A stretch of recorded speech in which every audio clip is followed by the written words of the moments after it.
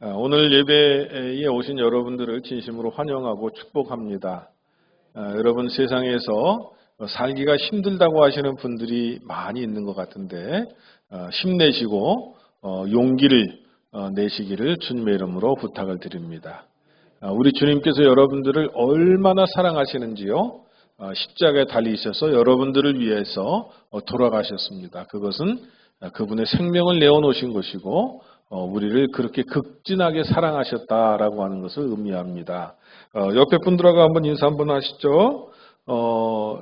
예수님이 당신을 너무너무 사랑하십니다. 이렇게 한번 인사 한번 하시죠. 예수님이 당신을 너무너무 사랑하십니다.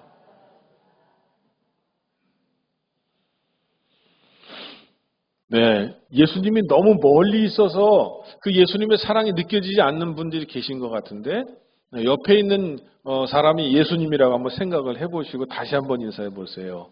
옆에 있는 분이 예수님이라 생각하고 예수님이 당신을 너무너무 사랑하십니다. 다시 한번 인사 한번 하실까요? 예수님이 당신을 너무너무 사랑하십니다.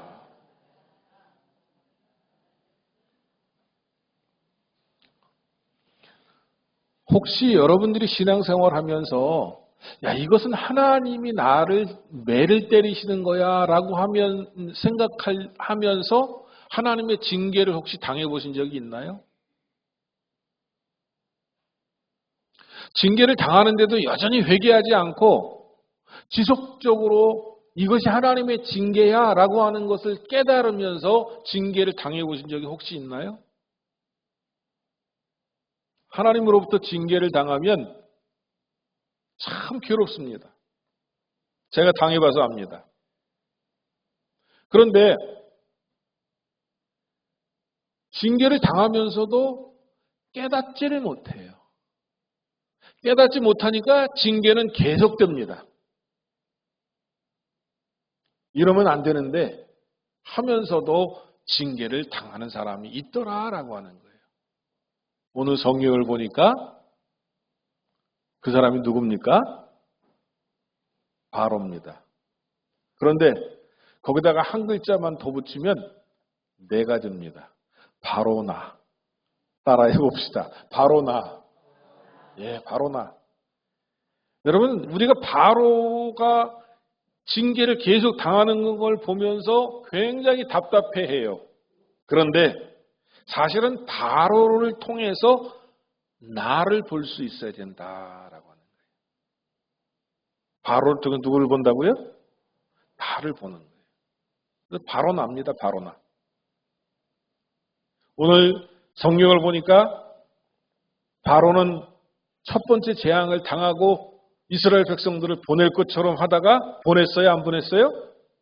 안 보냈습니다. 하나님을 섬기러 그들을 해방시키지 못했습니다. 그러니까 모세가 다시 들어가서 바로에게 이야기를 합니다. 당신이 이 백성을 하나님을 섬기러 보내지 아니하면 두 번째 재앙을 내리겠습니다. 그 재앙이 무슨 재앙입니까, 여러분? 예, 오늘 성경을 읽었듯이 개구리 재앙이었다라고 하는 거예요. 개구리 재앙. 여러분, 개구리를 어떻게 생각하십니까? 저는 어렸을 때 개구리를 잡고 개구리를 먹고 개구리와 함께 놀아서 개구리가 굉장히 친숙해요. 혹시 여러분 그렇지 않습니까? 아이고, 이 개구리가 무슨 재앙이 돼? 아마 여러분 그러실 수 있을 거예요. 그렇죠? 아니에요? 개구리 만져보셨죠, 여러분? 안 만져봤어요? 저는 개구리 많이 만져봤어요. 어렸을 때 시골에 자랐기 때문에. 근데 이 개구리가 어떻게 재앙이 될 수 있을까? 이런 생각을 여러분 하게 되죠. 그런데 이것은 애굽의 문화유산을 깨닫게 되면 이 개구리가 왜 재앙이 됐는지를 하나님께서 그 이유를 알게 해주셨습니다. 여러분, 나일강은요, 6월 달부터 10월 달까지 범람을 한다고 그럽니다. 범람이라고 하는 것은 이렇게 넘치는 거예요, 강이.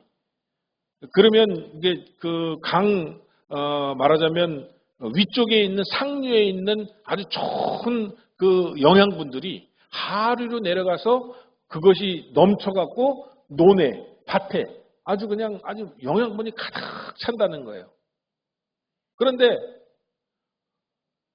10월 달까지 이렇게 범람을 하고 12월 달이 되면 약 2달이 지나고 그렇게 되면 개구리가 이 나일강에서 서식하다가 육지로 올라온다고 그럽니다. 이 풍부한 말하자면 이 영양분하고 같이 개구리가 올라오니까 개구리는 다산과 풍요의 상징이라고 그럽니다. 그래서 개구리를 숭배했다고 그래요. 성서학자들은 이야기합니다. 헤카라고 하는 이 말하자면 우상을 숭배했다고 합니다. 아까 제가 얘기했지만 다산과 생산, 번식력의 상징인 이 헤카라고 하는 우상을 숭배했는데 그 얼굴은 개구리 형상을 갖고 있고 몸은 사람의 몸을 가지고 있다고 합니다. 어디 그 개구리 소년 그 영화 같지 않습니까, 여러분? 그렇죠? 얼굴만 개구리래요. 그리고 몸은 사람이고. 그러니까 개구리를 우상을 숭배하는 거예요. 애굽 사람들이. 그래서 개구리가 풍요를 주는 것처럼 그렇게 깨닫고 알고 있기 때문에 사람들에게 이 개구리 재앙을 하나님께서 내리신 이유는 그건 뭐냐면 개구리가 너희가 숭배할 대상이 아니다라고 하는 깨닫게 하기 위해서 개구리를 주셨다는 거예요. 그리고 오직 하나님만이 참된 신이다라고 하는 것을 나타내기 위해서 개구리 재앙을 주셨다는 거예요. 자, 그러면 여러분 개구리 재앙을 어떻게 당했는지 한번 우리가 성경 말씀을 통해서 한번 살펴보도록 하겠습니다. 여러분 개구리가 온 이 나일강에서부터 무수히 많은 개구리가 번식을 해갖고 개구리가 나일강에서부터 어디로 올라온다 그랬습니까? 무트로 올라오는데 여기 성경을 보니까 여러분 아론이 능력의 지팡이를 갖고 강들과 못들과 운하 위에 손을 내밀었더니 개구리가 번성했다 그랬어요. 누가요? 아론이. 요게 이제 나중에 제가 설명할 게 한 가지가 있어서 그래요. 능력의 지팡이를 잡고 개구리가 올라오게 기적을 만든 사람은 지금 누구라고요? 아론이었다라고 하는 얘기예요. 아론이 손을 내미니까 개구리가 번성을 해갖고 너무너무 많은 개구리들이 올라왔다 얘기입니다. 제가 어저께 우리 사모님한테 그저께군요.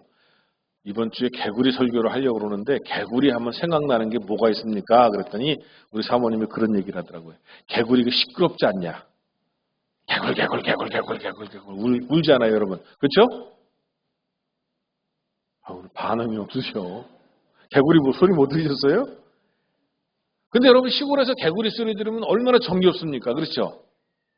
근데 이러한 정겨움이 지금 아니라 개구리가 수없이 많아갖고서는 얼마나 많은지 여러분 성경에 보니까 개구리가 너무너무 많아갖고 어디에 있다 그랬습니까?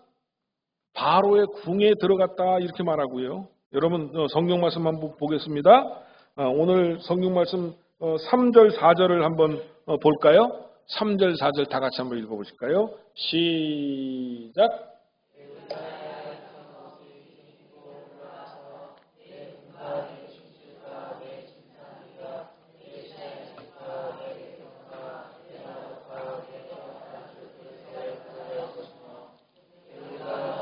백성과 내 모든 신하에게 기어오르리라 하셨다 하라. 자, 여기 보니까 궁과 침실과 내 침상 위와 내 신하의 집과 내 백성과 내 화덕과 내 떡반죽 그릇에 들어갈 것이며 여기서 지금 언급한 것들은 다 어떤 곳이냐면 깨끗한 곳이라는 거예요. 깨끗한 곳.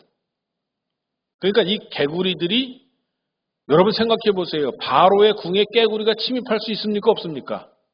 절대로 없죠. 큰일 나죠. 아마 개구리가 아마 한 마리 여기저기 올라갔다 그러면 아마 그 신하는 모가지가 날아갈 거예요. 야, 너 개구리가 어떻게 내 침상에 올라와 있게 해? 그러면서 그 신하는 그냥 그 자리에서 차명을 당할 거예요. 그런데 개구리가 워낙 많으니까 신하들이 이 개구리를 어떻게 할 수가 없어요. 그러니까 침상에 올라가고 개굴개굴개굴개굴. 떡반죽 그릇에 가서 또 개굴개굴개굴개굴. 또 여기 보니까 화덕에 가서도 개굴개굴개굴. 오늘 설교를 들으시고 여러분 귀 속에 아마 남는 거는 이 개굴개굴개굴 소리가 남을 거예요. 개굴개굴개굴 개굴개굴개굴. 온 동네에 개구리가 있었고, 그 다음에 두 번째로 개구리가 사람 몸에 기어올랐다 그렇게 말씀하고 있습니다. 아유 징그러. 박정란 집사님, 개구리가 올라오면 어떨 것 같아? 몸소리를 치겠지, 그죠?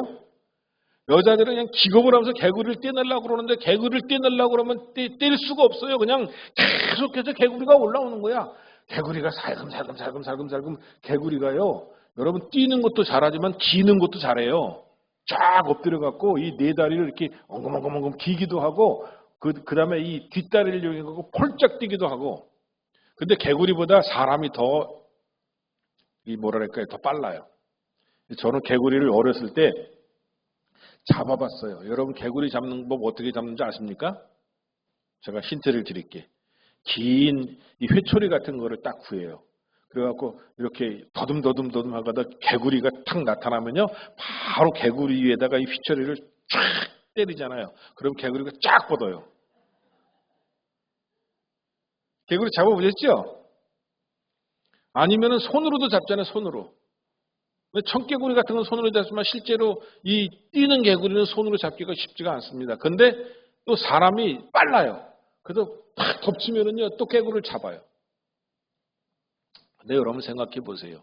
개구리가 한두 마리도 아니고 지금 개구리가 어마하게 무수히 많았다. 아주 어마어마하게 많은 거예요. 그냥 길에도 개구리가 천지고, 오죽하면 여러분 침대 위에 침상에까지 요에까지 올라왔겠어요. 근데 화덕 떡반죽 그릇에 올라왔다는 것은 이게 가장 청결해야 하는 곳에 올라왔다. 그러니까 먹거리를 먹지 못했다 이 얘기입니다. 그리고 침상에 올라왔다는 것은 밤새 개구리가 개굴 잠을 못 잤다는 얘기예요. 여러분 잠을 못 자고 먹지를 못하면 스트레스 지수가 올라간다 떨어진다? 올라간다. 바로와 신하들의 스트레스 지수가 지금 쭉쭉쭉 올라가고 있다. 게이지가 올라가고 있는 거예요. 그러니까 바로가 모세에게 이야기를 합니다. 야, 이번에 한 번은 내가 잘못했다. 너희들 다 여호와를 섬기러 떠나게 해주겠으니까 이 개구리를 없애달라. 이렇게 요청을 합니다. 그런데 모세가요, 이 바로에게 이야기를 합니다. 그러면 이 개구리들이 언제 없어졌으면 좋겠습니까? 내게 분부만 하십시오. 그때 여호와 하나님께 기도하겠습니다. 그렇게 이야기를 해요. 그런데 바로가 뭐라고 그럽니까? 지금 당장 없애달라고 그랬습니까? 아니면 내일 없애달라고 얘기를 했습니까? 내일. 답은 내일이에요. 자, 그러면 바로가 왜 내일 없애달라고 그랬을까? 이거 한번 생각해 봐야 됩니다. 아니, 지금 개구리 때문에 지금 떡반죽 그릇에도 올라가고 화덕에도 올라가고 음식을 못할 정도로 지금 개구리가 지금 개굴 하고 침상에 올라가고 그 다음에 그냥 커튼 뒤에도 그냥 그 바닥에도 다 개구리가 와갖고 개굴 그래서 잠도 못 자고 막 괴로운데, 그러면 당장 쳐달라고 얘기를 해야 되는데 바로 왕은 이상하게 내일 없애달라고 그렇게 얘기를 합니다. 왜 그럴까요? 이유가 있어요. 그거는 뭐냐면 애굽의 요술사들도 지금 요술을 부려갖고 개구리가 올라오게 했고, 나일강에는 12월만 되면 개구리들이 많이 올라와요. 그러니까 이 개구리가 지금 올라오는 것이 우연일 수 있다고라는 생각을 한 거예요. 지금 바로가 하나님이 개구리의 재앙을 내리신 것이 아니라 혹시 모르니까 우연하게 나에게 지금 재앙이 왔다, 그렇게 생각할 수 있다는 거예요. 혹시 내일까지 개구리들이 없어질지도 모른다고 하는 생각을 한 거예요. 생각을. 우리가 하나님 앞에 징계를 당하면서도요, 이게 우연히 된 일이지, 또 때로는 축복을 받으면서도요, 이건 내가 재수가 좋아서 이런 거지, 운이 좋아서 이런 거지, 아니면 어떻게 하다 보니까 이렇게 된 거지, 이렇게 생각할 수 있다는 거예요, 여러분, 우리가. 이거는 믿음이 아니에요. 내가 하나님한테 매를 맞으면, 솔직하게 이거 하나님한테 매 맞는 거라 인정하면 되는 거예요. 내가 하나님께 축복을 받아도, 하나님도 나에게 이런 축복을 주셨어라고 고백을 해야 되는 것이 우리 신앙의 사람입니다. 그런데 우리는 아주 교만해요. 오만해요. 이거 하나님의 매가 아니야. 어떻게 하다가 우연하게 된 거야. 하나님이 나한테 복을 주실 리가 있나? 내가 재수가 좋아서, 내가 운이 좋아서, 내가 점을 쳐보니까 아주 그냥 내 운이 아주 그냥 운이 뻗치고 있어. 그래서 내가 우연히 받은 복이지. 내가 하나님께서 복을 주실 리가 있어. 여러분, 이렇게 이야기하는 사람이 많다 이 얘기예요. 바로의 이런 생각은 아주 불신앙적인 생각이죠. 그래서 내일 없어달라고 얘기를 한 거예요. 자, 그럼 여기서 성경 퀴즈 하나 냅시다. 자, 개구리가 내일까지 자연적으로 없어졌다, 안 없어졌다? 없어졌어요? 자연적으로 없어지지 않았죠. 왜? 하나님의 재앙이니까. 그대로 개구리들이 개굴개굴 바로의 궁부터 신하들에까지 온통 개구리로 가득 찼고, 막 사람들한테 기어 올라갔고, 막 머리에도 개구리, 또 띄어내면 또 앞에도 개구리.